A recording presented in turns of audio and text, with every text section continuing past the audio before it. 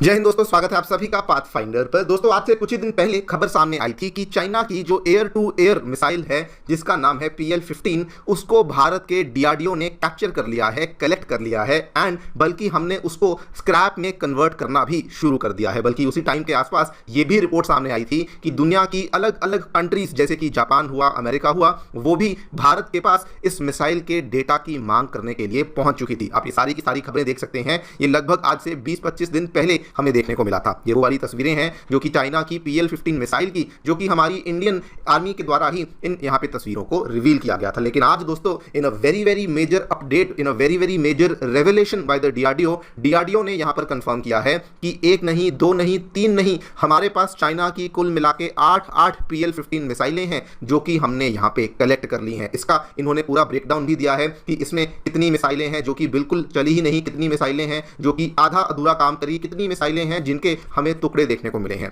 इसके बारे में पूरी डिटेल में आगे जाकर के चर्चा करूंगा। लेकिन DRDO ने अपनी इस रिपोर्ट में यह भी यहां पे मेंशन किया है कि जो भी नेविगेशन सीकर्स, जो भी गाइडेंस सिस्टम्स ये वाली मिसाइल के अंदर इस्तेमाल किए जाते हैं, DRDO का ये दावा है कि डेफिनेटली चाइना इन्हीं सिस्टम्स को दूसरे मिसाइलों के अंदर भी इस्तेमाल करता है, जिसके बेसिस पर DRDO ये दावा करता है कि हमने बेसिकली इस मिसाइल के बेसिस पर चाइना के सभी जो मिसाइल्स के आर्सेनल हैं उसको एक तरीके से एक्सपोज कर दिया है, उनको एक तरीके से नेकेड कर दिया है। इसी पूरी चीज़ के बारे में मैं चर्चा करने वाला हूं कि क्या है ये लेटेस्ट रिपोर्ट। थोड़ा सा आपको ब्रीफ बैकग्राउंड भी बताऊंगा जो कि हमें अभी तक देखने को मिला था, एंड ऑल्सो इस मिसाइल और इस मिसाइल की डेब्रिस और रैकेज को लेकर और क्या क्या डेवलपमेंट्स हमें देखने को मिल रही हैं उसके बारे में चर्चा भी करी जाएगी। आइए शुरू करते हैं मेरे साथ। मेरा नाम है अनिरुद्ध। यदि आप लोग हमें फॉलो करना चाहते हैं, हमारे लेक्चर्स के अपडेट्स को प्राप्त करना चाहते हैं, तो यहाँ पर दिए गए टेलीग्राम चैनल के माध्यम से ऐसा कर सकते हैं। दोस्तों, आगे बढ़ने से पहले आप सभी को बताना चाहूंगा, आपकी UPSC परीक्षा की तैयारी को आसान एवं अफोर्डेबल बनाने के लिए अनअकैडमी ने सभी UPSC से संबंधित रिसोर्सेज को निःशुल्क अवेलेबल करवा दिया है। फिर भले वो मंथली करंट अफेयर्स की मैगजीन्स हो, प्रीवियस ईयर के क्वेश्चंस हो, NCERT नोट्स की समरीज हो, या फिर प्रीलिम्स के फ्री मॉक टेस्ट हो, इन सभी चीजों के जो लिंक्स हैं वो नीचे डिस्क्रिप्शन बॉक्स में दिए गए हैं। फिर भी कोई डाउट है, किसी भी प्रकार की आपको क्वेरी है, तो आप लोग सीधा स्क्रीन पे दिए गए इन फोन नंबर्स पे फोन कर सकते हैं और हमारी जो डेडिकेटेड काउंसलिंग टीम है वो भी आपको असिस्टेंस प्रोवाइड करवा देगी।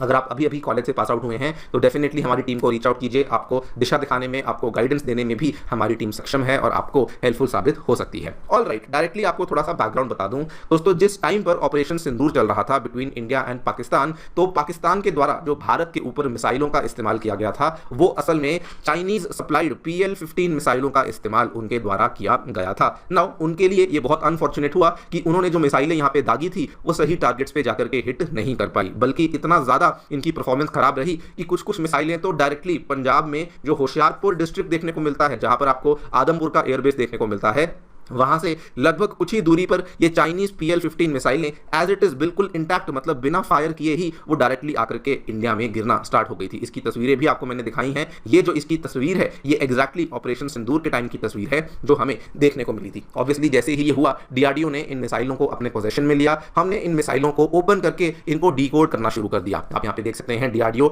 Has taken possession of the wreckage for detailed analysis, and उन्होंने तभी ऐलान कर दिया था कि अब हम इन चीजों की रिवर्स इंजीनियरिंग करनी शुरू करेंगे, जिससे कि हम लोग चाइना की जो वल्नरेबिलिटीज हैं उसको पहचानना शुरू करेंगे। इस मिसाइल के अंदर लगा हुआ जो रेडार है, जो भी सीकर है, जो भी रेफरेंस यूनिट है, डेटा लिंक है, उन सभी चीजों का पता लगाना हम लोग शुरू करेंगे। ये खबर आप देखिए 19 मई के आसपास की है। लेकिन आज दोस्तों DRDO ने in a very major new revelation, in a new report ये बता दिया है कि एक नहीं, दो नहीं, बल्कि हमारे पास 8 चाइनीज मिसाइलें आ चुकी हैं जिनको कि अब हम लोग डिकोड करना शुरू कर रहे हैं। उसमें भी उन्होंने ब्रेकडाउन बताया कि एक तो देखिए कंप्लीटली ऑलमोस्ट इंटैक्ट मिसाइल है, दूसरी उन्होंने बताया कि 3 पार्शली डैमेज मिसाइल्स हैं, उनको भी स्टडी कर रहे हैं, और 4 मिसाइलें ऐसी हैं जिनके टुकड़े हो चुके हैं, फ्रैगमेंटेड पीसेस हो चुके हैं, उनको भी हम लोग स्टडी करना यहाँ पर शुरू कर रहे हैं। ये वाले जो टुकड़े हुए हैं प्रोबेबली हमारी तरफ से जब एयर डिफेंस सिस्टम को फायर किया होगा तो उस केस में इन मिसाइलों के टुकड़े इंडिया को मिले होंगे, एंड उसी को अब हमारा DRDO यहाँ पे स्टडी करने के प्रोसेस में लग चुका है। बल्कि DRDO के द्वारा कुछ चीज़ों को तो रिवील भी कर दिया गया है। उन्होंने कहा है कि एक मिसाइल के अंदर जो KU बैंड का ऐसा सीकर मतलब होता है active electronically scanned array Sikar, इसको हम लोग स्टडी कर रहे हैं। और एक मिसाइल में डुअल पल्स रॉकेट मोटर है जिसको अब गहराई में जाकर के DRDO की वेपन्स लेबोरेटरीज में इनको यहाँ पे स्टडी किया जा रहा है।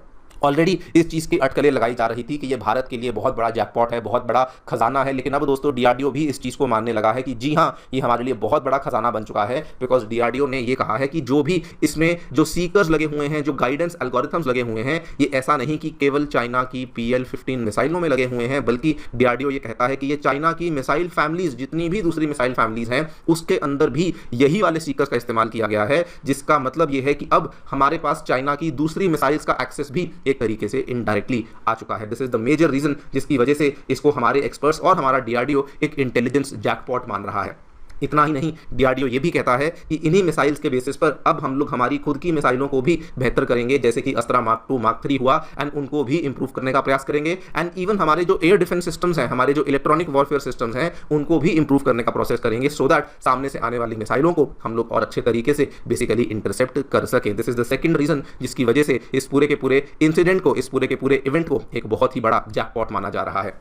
वैसे आपको बता दूं कि इस मिसाइल को लेकर कहानी केवल भारत तक सीमित नहीं है, और भी कई सारे देश लाइन में लग चुके हैं। 5 आईज की कंट्रीज, जिसमें कि यूएसए, कनाडा जैसी कंट्रीज आती हैं, फ्रांस हुआ, जापान हुआ, ये भी लाइन में लग चुके हैं कि प्लीज़ हमें भी उस डेटा का एक्सेस मिलना चाहिए, जिसमें अभी तक कुछ अनकन्फर्म्ड रिपोर्ट्स के अकॉर्डिंग बताया जाता है कि जापान को ऑलरेडी इंडिया ने एक्सेस देना शुरू कर भी दिया है। आप देखिए 26-27 मई की ये खबर है कि जापान के इंजीनियर्स, जापान के रडार एक्सपर्ट्स को हमने इस मिसाइल का डेटा देना शुरू कर दिया है। इवन ताइवान भी अब लाइन में लग चुका है, बिकॉज ताइवान आपको मालूम होगा चाइना के साथ डायरेक्ट कॉन्फ्लिक्ट में है, एंड इसीलिए वो भी इस मिसाइल के डेटा की मांग यहां पर कर रही हैं। अब सरकार इनके साथ क्या करती है वो तो देखिए समय ही बताएगा, लेकिन भारत के लिए मैं समझता हूं कि दो चीजें जो कि बहुत ही शानदार हुई हैं। एक तरफ PL-15 मिसाइल हमारे पास आ चुकी है, और दूसरी तरफ रशिया ने भी हमें R-37 मिसाइल का ऑफर दे दिया है। एंड अगर आप दोनों को कंबाइन करें तो ये भारत के लिए और भी बड़ा जैकपॉट बन जाता है कि हम लोग PL-15 को तो स्टडी कर ही रहे हैं, लेकिन रशिया ने एक ऐसी मिसाइल हमें ऑफर कर दी है जिसके माध्यम से हम लोग PL-15 मिसाइल को डायरेक्टली डिस्ट्रॉय करने की क्षमता भी रख पाएंगे। देखते हैं इंडियन गवर्नमेंट इस ऑफर को लेकर क्या करती है।